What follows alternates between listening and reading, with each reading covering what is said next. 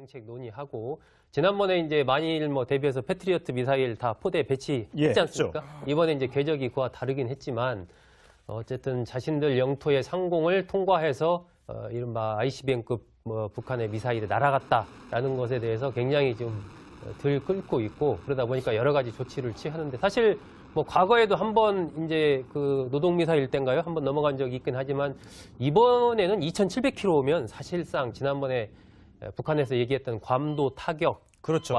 높이 올라가서 떨어졌으니까 조금만 낮게 고도를 했으면 충분히 괌까지 타격이 가능한 거리에 거리까지 날아갈 수 있다는 거죠. 그렇습니다. 그래서 사실상은 이제 방향은 달랐지만 네. 거리를 그 정도 비슷하게 이제 보여줌으로써 우리 북한이 그 정도의 타격 능력을 이미 갖췄다라는 것을 좀 보여주기 위한 그런 노림수가 아닌가 그렇게 보입니다. 네, 일본이 이 미사일 발사를 한 직후에 바로 움직임을 파악했다고 하는데 일본에도 지금 요격 체계가 있긴 하잖아요. 그렇죠. 그런데 일부러 파괴를 안 한 걸까요? 일단은 요격 체제가 지난번에 괌을 타격하겠다고 얘기를 했지 않습니까? 예. 그래서 패트리엇을 이 남쪽으로 배치를 해놨어요. 네. 그러니까 괌을 혹시 쏘면 그걸 요격하려고. 근데 이번에는 북쪽으로 쐈잖아요. 예. 그러니까 아마 패트리엇이 거기에 작동이 안 됐을 가능성이 아니 배치가 안 됐을 가능성이 있는데 뭐 일본이 아직 공식적으로 발표는 안 했으니까 네. 자세한 상황은 모르겠지만 어쨌든 지난번 괌 타격을 한다고 했을 때 미군과 협력해서 일본 정부가 자위대가 패트리엇 미사일을 남부에 배치를 해놔서 만약에 남부로 쐈으면 그걸 떨어뜨렸을 가능성이 있는데 네. 이번에 지금 북한이 또 북쪽으로 쐈잖아요. 그러다 보니까 아마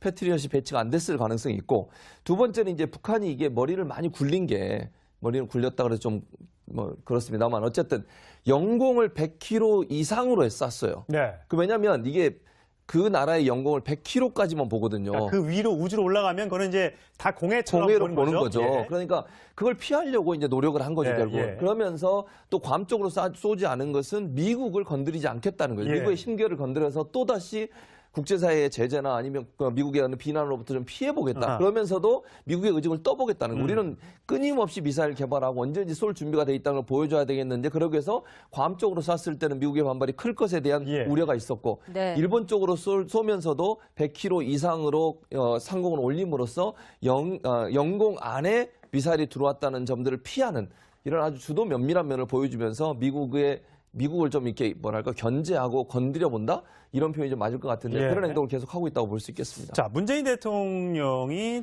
지난 토요일 날 이제 북한은 지난 토요일 26일에도 미사일 도발을 했습니다. 당시에 이제 단거리 발사체 미국에서는 단거리 발사체 미사일 쪽에 좀 더 무게를 실었는데 우리는 이게 무슨 방사포다 그냥 포사격한 훈련의 일환이다 이렇게 이제 치부를 해서 대화를 얼마나 하고 싶으면 그냥 미사일이 아닌 포로 이렇게 치부하고 싶었을까라고 했는데 오늘 이렇게 이제 일본을 향해 딱 쏘니까 불사 이건 안 되겠구나. 그래서 문재인 대통령이 직접 지시를 했습니다.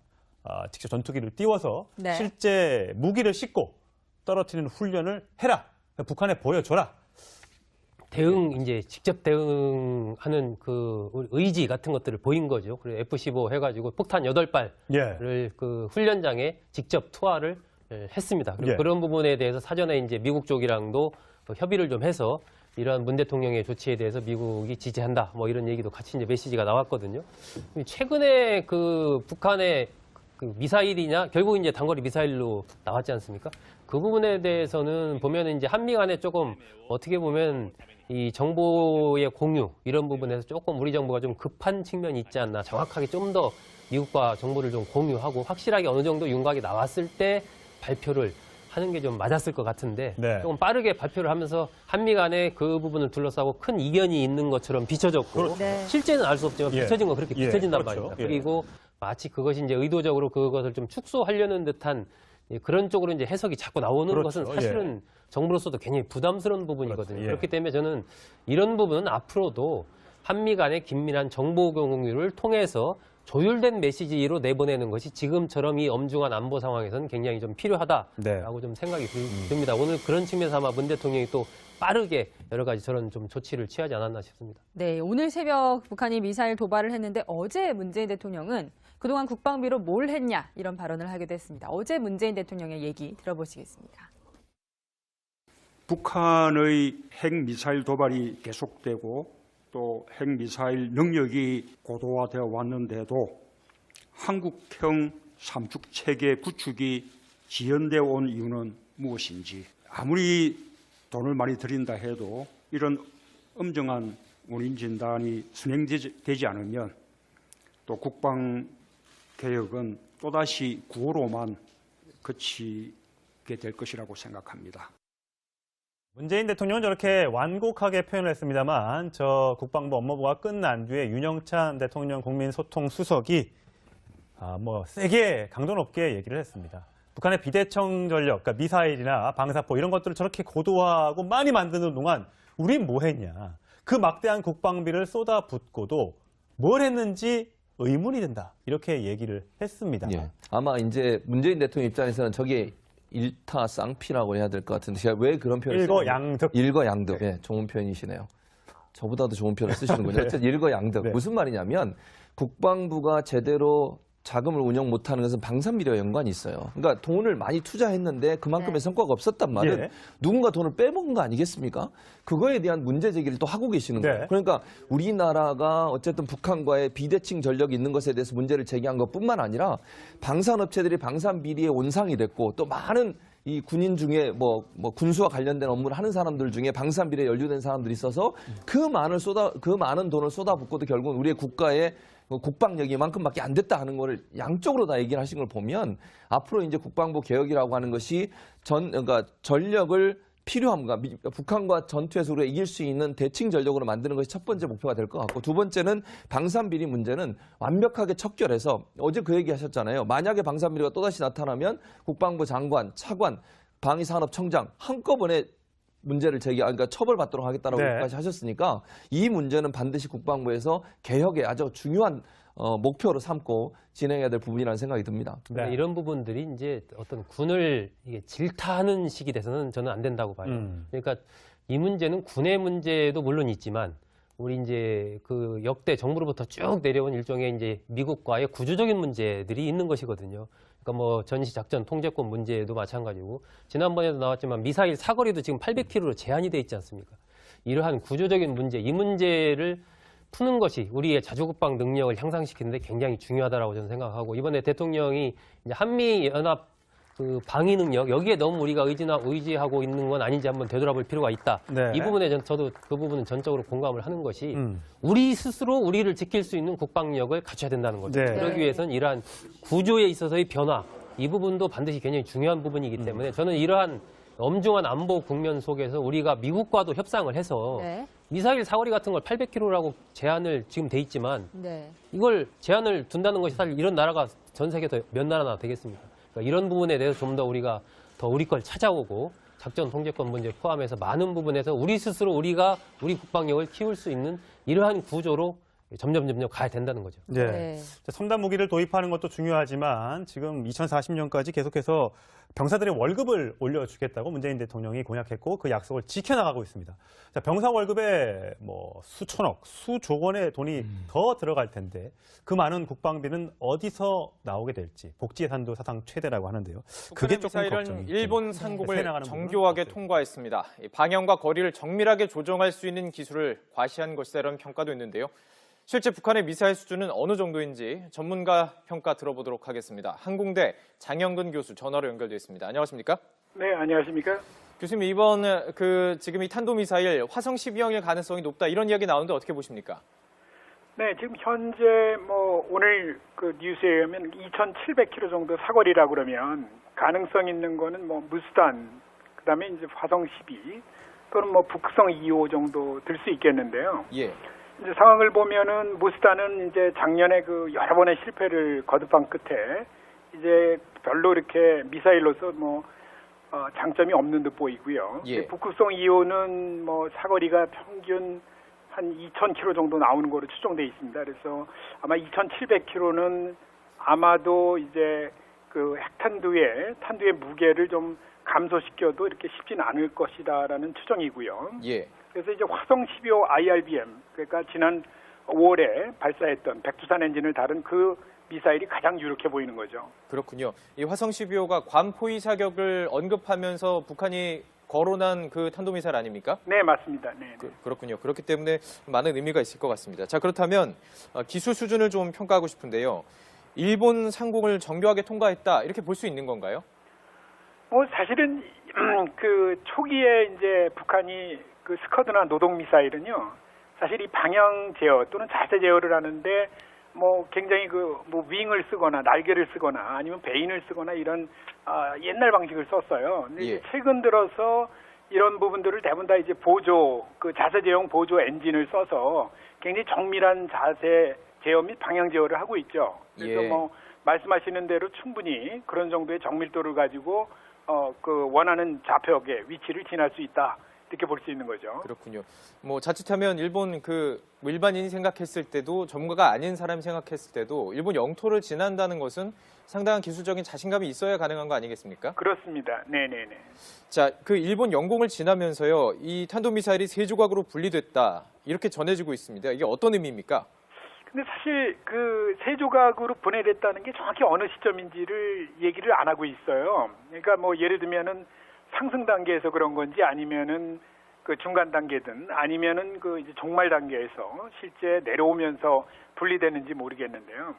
각 상황에 따라 이제 다를 텐데요. 가능성은 제가 보기에는 한 두 가지 정도가 있습니다. 그래서 한 가지는 상승 단계에서 얘가 이제 1단과 그 재진입체 그리고 이제 보통은 이제 보호덮개 페어링이라고 있는데요. 얘가 거의 비슷한 시기에 그 분리를 합니다. 그래서 이 세 조각으로 분리될 가능성은 있는데요. 근데 이제 이게 문제가 또 뭐냐면은 화성 12호가 보호덮개라는 게 없이 그냥 재진입체가 보호덮개 역할을 하는 일체 통합형 방식으로 돼 있는 거로 제가 알고 있습니다. 그래서 요것도 이제 가능성이 좀 약간 낮아 보이고요. 또 한 가지 가능성은 타탄도 탑재를 하는 경우입니다. 이 경우는 이제 상당히 이제 내려오는 상황에서 얘가 이제 쉽게 얘기하면은 두 개의 탄두를 싣고 그 두 개의 탄두를 그 방향을 제어할 수 있는 포스트 부스트 비크라는 게 장착이 됩니다. 그러면 얘가 이제 분리를 하면서 세 개로 나누어지는 거죠. 그래서 그러면 이제 다탄두를 세 개를 분리하는 시험을 했다. 그것도 이제 상당히 이제 대기권 내에서 내려오면서 했겠죠. 그러면 이제 굉장히 심각한 상황이 되는 거죠. 이게 어떤 의미입니까? 그렇다면 이게 성공을 했다라면 그 ICBM급에도 얼마든지 탄두를 싫다 이런 의미로 받아들일 수 있는 건가요? 그러니까 이게 이제 다탄두 미사일이라고 그러면은 진짜 뭐 굉장히 위협적인 거죠. 한마디로 얘기해서. 그래서 아마 이거는 또 다른 마일스톤이 되지 않을까. 북한 미사일 그 개발 역사에서 이렇게 봅니다. 네네. 그 설명을 드리면 ICBM 그 미사일도 문제지만 재진입하는 것이 상당히 어려운 기술로 알고 있는데 성공을 했다면 이 부분에서 좀 기술적인 진보가 이루어진 것으로 볼 수 있다. 이렇게 정리할 수 있을까요? 꼭 그런 건 아니고요. 이번에 그 고도가 550km 정도 올라가지 않았습니까? 보통 ICBM은 보통 1000km에서 1400km 정도 올라갑니다. 그래서 일반적으로는 이제 고도가 높이 올라가면 올라갈수록 내려올 때 하강 속도가 빠르게 되는 거죠. 다만 이게 정상계적으로 해서 정상계 고각 발사에서 얻을 수 없는 수평 성분의 속도를 얻어서 뭐 예를 들면은 수정을 또 할 수가 있는 거죠. 그래서 그런 장점은 있지만 이걸 가지고 ICBM의 재진입 시험을 또 그 검증을 했다 이렇게 보기는 좀 어렵죠. 알겠습니다. 자, 이 북한이 보유한 미사일 기술, 뭐 단거리부터 지금 ICBM급까지 다양한데요. 미사일 기술만 좀 보면 좀 어느 나라와 비교할 수 있을까요?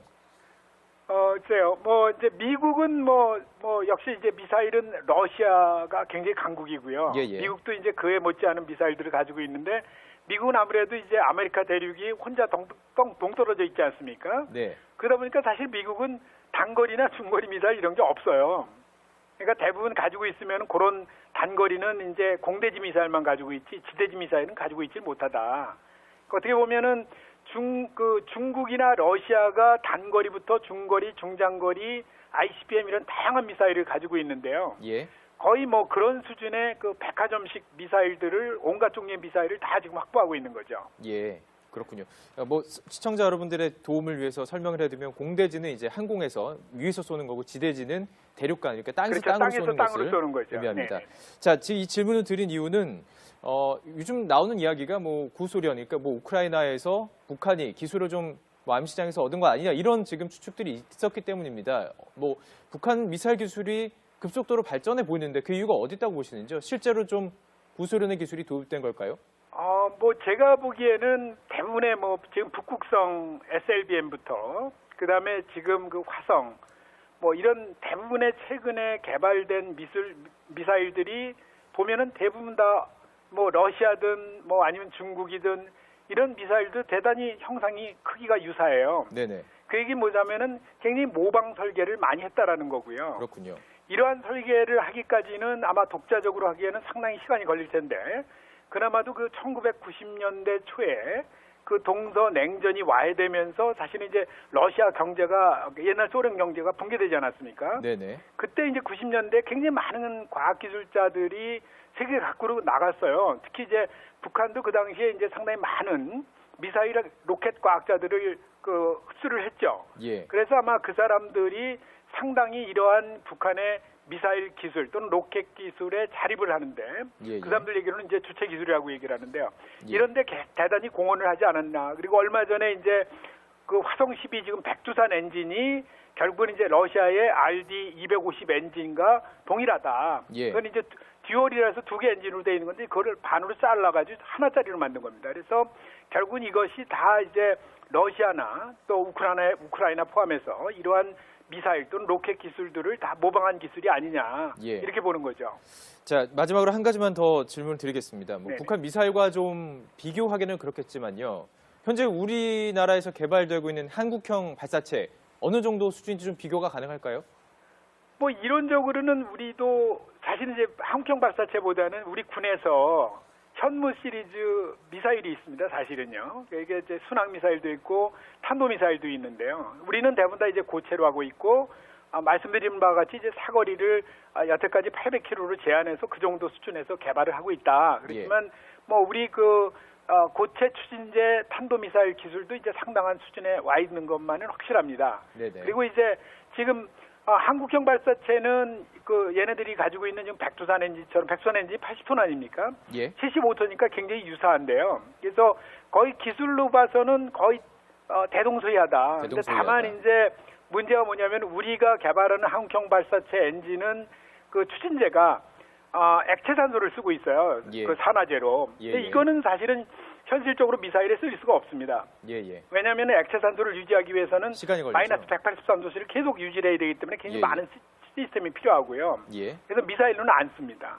그렇군요. 그런 부분이 차이가 있죠. 네. 예, 알겠습니다. 이 북한의 미사일은 뭐 기술적으로 어느 정도 수준인지 한공대 장영근 교수와 자세히 분석해봤습니다. 말씀 고맙습니다. 네, 감사합니다.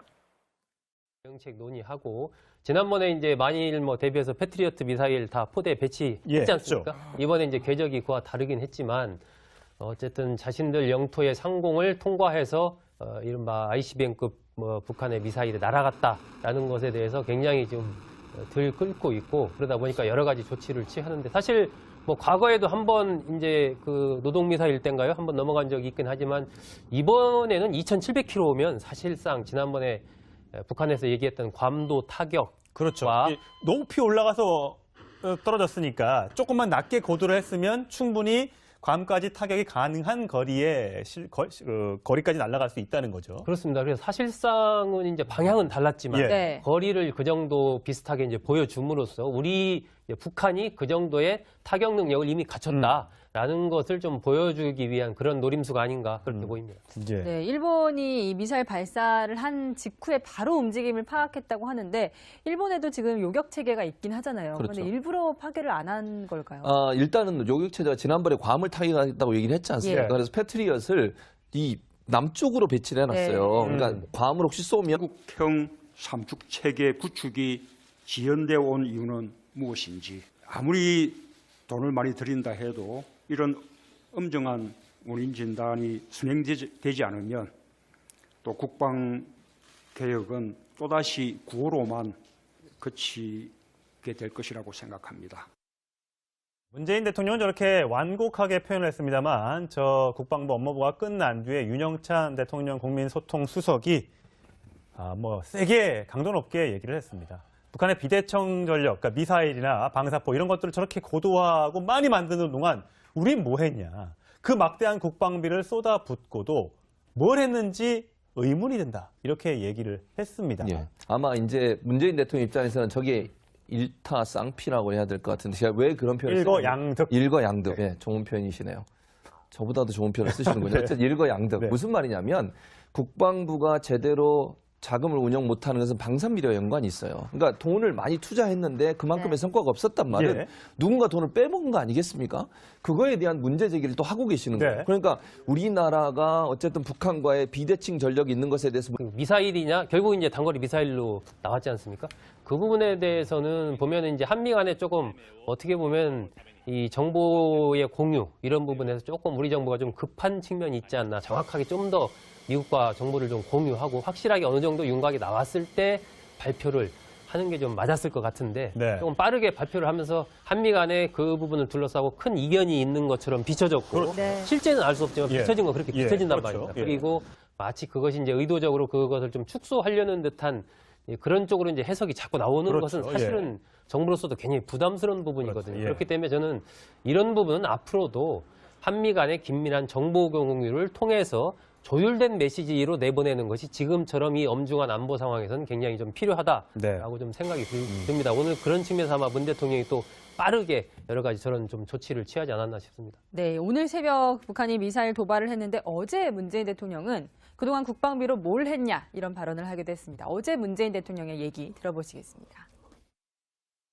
북한의 핵미사일 도발이 계속되고 또 핵미사일 능력이 고도화되어 왔는데도 한다는 점들을 피하는 이런 아주 주도 면밀한 면을 보여주면서 미국을 좀 이렇게 뭐랄까 견제하고 건드려 본다 이런 표현이 좀 맞을 것 같은데 예. 그런 행동을 계속 하고 있다고 볼 수 있겠습니다. 자, 문재인 대통령이 지난 토요일 날 이제 북한은 지난 토요일 26일에도 미사일 도발을 했습니다. 당시에 이제 단거리 발사체 북한에서는 미국에서는 단거리 발사체 미사일 쪽에 좀 더 무게를 실었는데 우리는 이게 무슨 방사포다. 그냥 포사격한 훈련의 일환이다. 이렇게 이제 치부를 해서 대화를 얼마나 하고 싶으면 그냥 미사일이 아닌 포로 이렇게 치부하고 싶었을까라고 했는데 오늘 이렇게 이제 일본을 향해 딱 쏘니까 아뿔싸 이건 안 되겠구나. 그래서 문재인 대통령이 직접 지시를 했습니다. 직접 전투기를 띄워서 네. 실제 무기를 싣고 떨어뜨리는 훈련을 해라. 북한에 보여줘라. 이제 직접 대응하는 그 의지 같은 것들을 보인 거죠. 그리고 F-15 해가지고 폭탄 8발을 예. 그 훈련장에 직접 투하를 했습니다. 그리고 예. 그런 부분에 대해서 사전에 이제 미국 쪽이랑도 협의를 좀 해서 이러한 문 대통령의 조치에 대해서 미국이 지지한다. 뭐 이런 얘기도 같이 이제 메시지가 나왔거든요.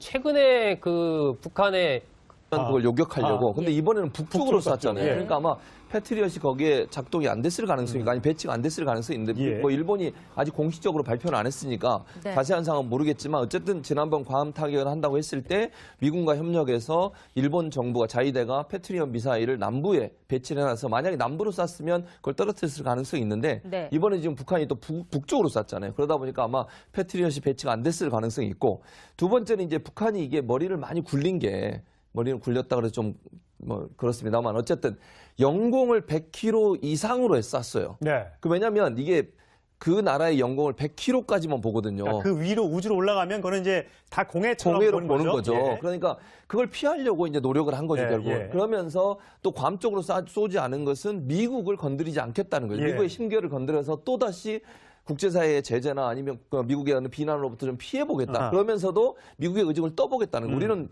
끊임없이 미사일 개발하고 언제든지 쏠 준비가 돼 있다는 걸 보여줘야 되겠는데 그러기 위해서 괌 쪽으로 쐈을 때는 미국의 반발이 클 것에 대한 예. 우려가 있었고 네. 일본 쪽으로 쏘면서도 100km 이상으로 상공을 올림으로써 영공 안에 미사일이 들어왔다.